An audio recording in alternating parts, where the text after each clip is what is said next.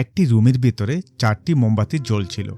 একটা সময় মোমবাতিগুলো একে অপরের সাথে তাদের নিজস্ব ভাষায় কথা বলতে শুরু করলো। প্রথম মোমবাতি বলল, আমার নাম শান্তি, কেউ আমাকে বেশিক্ষণ জ্বালিয়ে রাখতে পারে না। এই বলে শান্তি মোমবাতিটি নিভে গেল।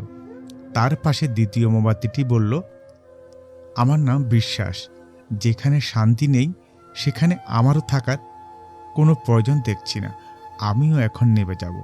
কথা শেষ করার পর দ্বিতীয় মোমবাতিটিও নিভে গেল। তৃতীয় মোমবাতি এবার মুখ খুলল। সে বলল, আমার নাম ভালোবাসা, শান্তি এবং বিশ্বাস যেখানে নেই সেখানে আমারও তো থাকার প্রশ্নই আসে না, তাই আমারও আর বেশিক্ষণ জ্বলার মতো শক্তি নেই। মানুষেরা আমাকে গুরুত্ব না দিয়ে একপাশে সরিয়ে রাখে। শুধু তাই না, ওরা প্রিয় মানুষগুলোকে পর্যন্ত ভুলে যায়। কথা শেষ করে তৃতীয় মোমবাতিটিও নিভে গেল। কিছুক্ষণ পর রুমের মধ্যে একটি ছোট্ট বাচ্চা প্রবেশ করল।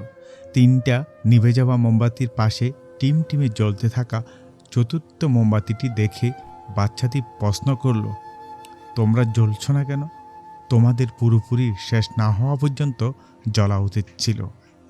এই বলে বাচ্চাটি কাঁদতে শুরু করল।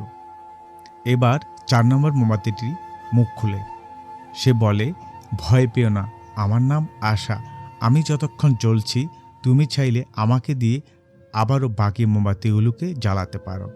বাচ্চাটি কান্না থামিয়ে আশা নামের মোমবাতিটি দিয়ে একে একে বাকি নিভে যাওয়া মোমবাতিগুলোকে আবারও জ্বালালো। সমস্ত রুমটা আবারও উজ্জ্বল আলোতে আলোকিত হয়ে উঠল। বাচ্চাটিরও মুখে হাসি ফুটল। এই গল্প হতে আমরা এটাই জানতে পারলাম যে হাজারো হতাশা, দুঃখ আর সমস্যার অন্ধকারে ডুবে গিয়েও এটাই আশা রাখা উচিত যে একদিন সব কিছু ঠিক হয়ে যাবে।